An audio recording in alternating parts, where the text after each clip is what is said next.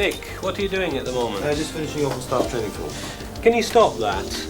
Our bid for Bejam. Yep. The offer document's out now, but we want to make a video film to tell the Bejam shareholders all about Iceland.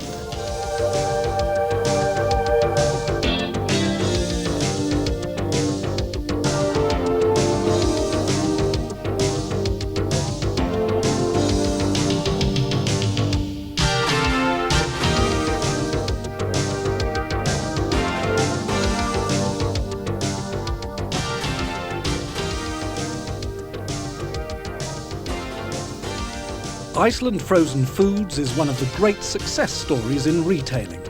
It's grown from humble beginnings into one of Britain's fastest growing frozen food retailers, and all in a very short space of time. Iceland started in 1970 selling loose frozen foods and has evolved throughout the 1970s and 80s. The company takes pride in its rapid development, sound management, ability to adapt to market forces, and its willingness to invest in the latest technology. In addition to all this, the financial statistics, including the key areas of sales, profits, and volume growth, have been impressive every step of the way. Now Iceland is set to extend its horizons further with its bid for Bejam. Bejam first saw the light of day in 1968 as a frozen food retailer for the bulk buyer. The company has developed over the years, but it has failed to move with the times in a number of important areas.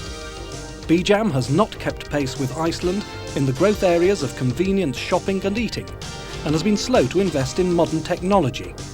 This is reflected in disappointing financial results when compared with Iceland. Indeed, the Bejam results for 1987-88 announced recently showed only a 3.2% rise in pre-tax profits.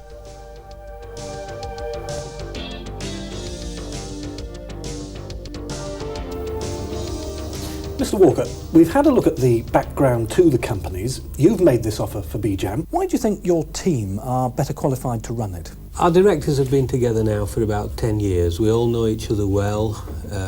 The directors are still in their late 30s, early 40s, enthusiastic, ambitious. For years now we've had a policy to take this enthusiasm down from the boardroom by saying that nobody can employ anybody unless they're better than what they are, and preferably younger as well. You say you're unique, yes, and your figures over the last 15 years are very, very impressive. Yeah. You're still expanding, so Yeah. why do you need this takeover? I mean, some people would say it's an ego trip. Well, we only need it at the right price, and I think it is important to remember that the directors of Iceland own over 40% of the equity.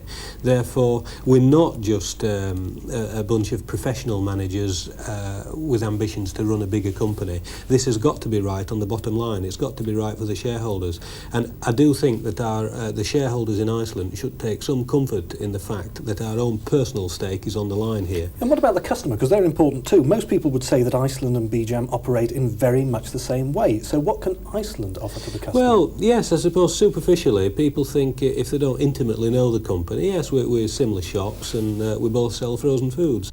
Iceland evolved into the traditional freezer centre in the late 70s, early 80s. And as the market changed, superstores, the supermarkets moved out of the high street, superstores built on the edge of town. The market's changed. We've changed with it, and we're now a completely different business, based largely on convenience. Firstly, convenience of location, filling that gap in the high street, selling essential grocery products, short shelf life products, chilled products. That's an important area for us, almost top-up shopping in the high street, where Tesco moves out, we move in.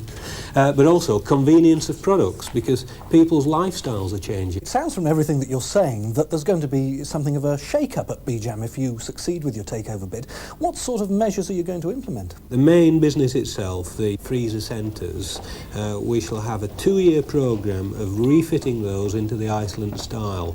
The newer and more modern stores, it won't involve anything much more than a change of fascia, putting in some Iceland chilled cabinets, open refrigeration units, the Iceland equipment. But in the much older stores, it'll be a complete rip-out. So that'll take 2 years, but we would reckon that we would have a common range of products in their stores within 6 months. That's not just one way. We're not saying just the Iceland range. I mean, this isn't just a one-way flow of good ideas. I'm sure there's good ideas and good products from Bejam. They'll have good management as well that we can bring aboard. We shall put together the best from both companies. Nevertheless, you put great store by Iceland's products. What's so special about Iceland's products? I should just say, it's not somebody else's product with our name stuck on it. It's made to our specification, to our recipe, and I think the best thing you could do there is have a word with Ian Schofield. He's our own label manager, and I know Ian will be delighted to show off his products.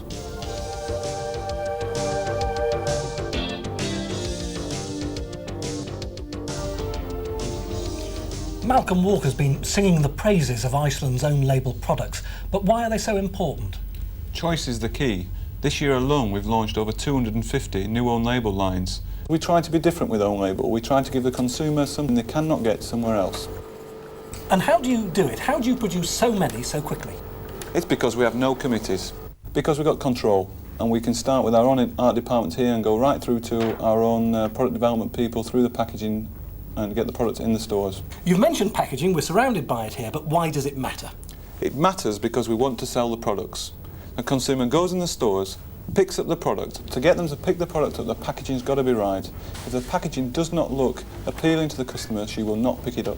And in a nutshell, how does the company and the consumer benefit from own label products?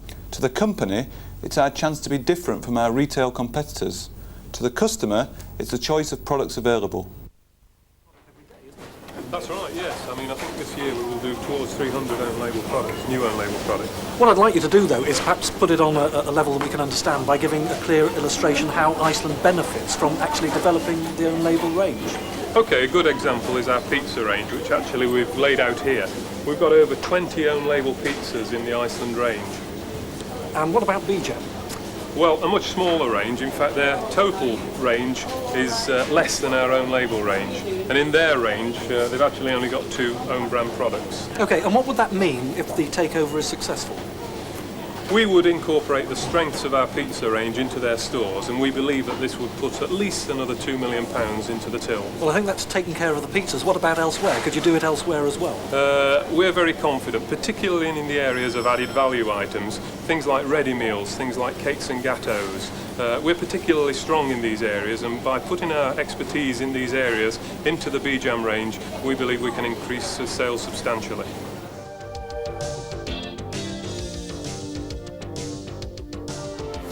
Tell me a bit about the technology that you use here. We use modern electronic point of sale and support systems, scanning and data capture handheld terminals. And what on earth does that mean in layman's terms? It means that we're using modern technology to the advantage of both the company and our customers. Scanning speeds up the process of serving our customers through the stores. It allows us to capture the information even more accurately and takes out the human error element of the cashiers. And it also therefore means that we can provide the customers with a speedy and more reliable service through our checkouts. And what happens when it's gone through the checkout? Is it linked up to other things elsewhere in the organisation? Almost certainly, it doesn't just die there. The information goes into the back office, into the manager's office, and every night the telephone lines from head office line up and take the information back to our mainframe computer, where information about every single item we've sold and the numbers that we've sold go into the computer at head office, and this information is then available for the buying department and the marketing department to make their decisions with. Now, what about the handheld data capture terminal, if I've got it right? You have it correct. The handheld data capture terminal is not quite such a modern piece of equipment as scanners in retail operations.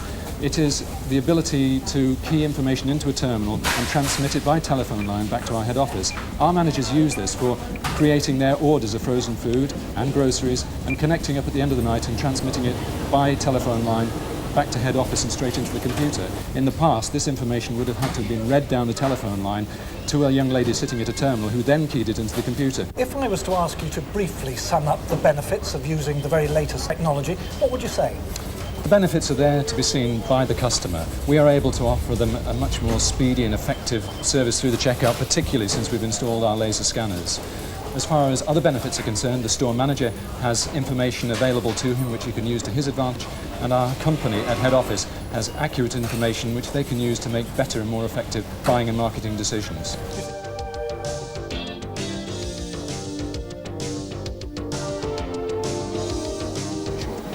And what about the stores themselves? What is the philosophy behind the design and layout of an Iceland store? Well, the design and the layout of an Iceland store has evolved, of course, over the years, from the 70s when we started to the 80s where we are now, and on into the 90s, which is where we're going. We started life with chest cabinets and nice blue tile walls. Well, that's history.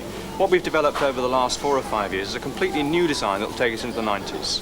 We've used the best design companies in the land. We use Conran Design to help us to get a store that's absolutely right for the customer today. And you see behind me a store that's pleasant to shop in. It's nice beige colours with graphics that are modern and up to date. And you also see the sort of freezer cabinets which are ideal for the consumer to use today.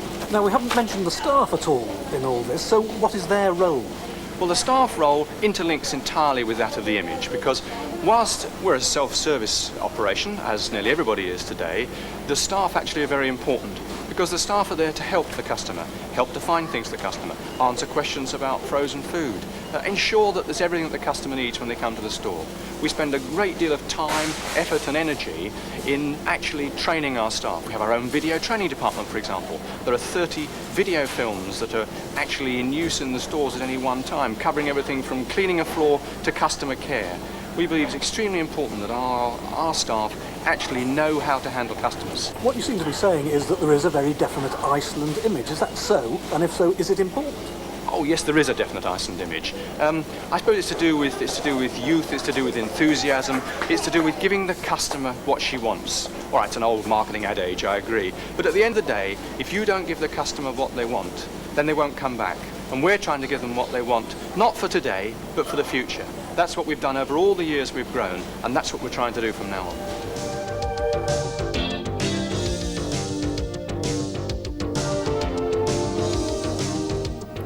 That's really quite a claim.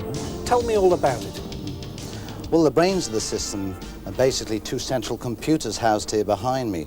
They control the flow of stock into the distribution warehouse and the dispatch of goods to our retail stores. The process starts when goods are delivered.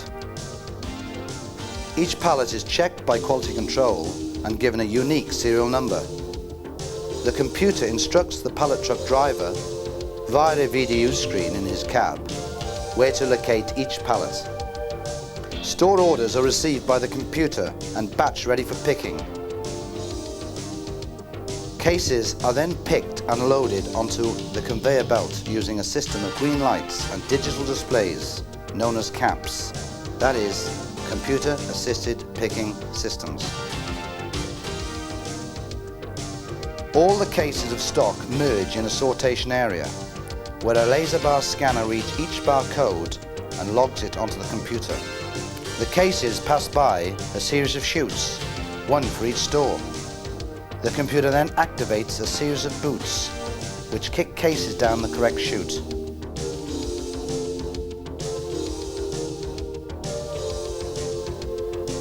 At the bottom of the chutes, the cases are palletized, ready for delivery.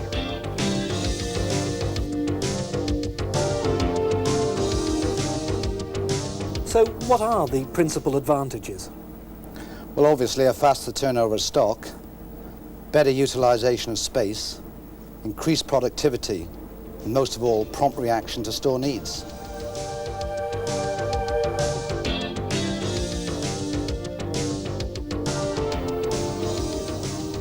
Mr. Kirk, what's Iceland's approach to the financial side of the business? At Iceland, we've always had a fairly simplistic approach to financial controls. For example, all our systems have been designed so that people at all levels can understand them. Can you give me an example of this? Yes, I can. For instance, when we first started, at the end of the first week, we actually worked out the net profit that we'd made in that shop for the week that we'd just gone through. We've done that every week since then, and we now have over 180 stores. Our computer systems have become more sophisticated. For example, on a Tuesday, we actually can work out the net profit produced for the company as a whole the week previous on a store-by-store basis. But if your takeover bid is successful, can your financial controls cope? Well, we've got good basic systems, we've got the experience, and we've got the computer know-how. We've successfully upgraded our computer systems 3 times. So the answer to your question is yes, we can cope. We don't envisage any problems with the enlarged group. Mr. Walker, in conclusion, I'd like to clarify some key points. First of all, why should Iceland and Bejam get together at all? The two companies are a natural fit. They've got stores mainly in the south, we've got stores mainly in the north. Put the two together, we've got 450 stores and we only conflict in 12 towns. There would only be 12 closures out of 450 stores. And what about the future? Where would you see the new company going in the future? We've got 17 stores in Liverpool alone. We've only got 1 in Glasgow. There's got to be 1,000 potential sites in Britain. Finally, what are the benefits for the Bejam shareholder? We think we can do a better job. We've got the superior management, we've got the right trading formula. And remember, our own personal stakes on the line here, so we've got to get it right.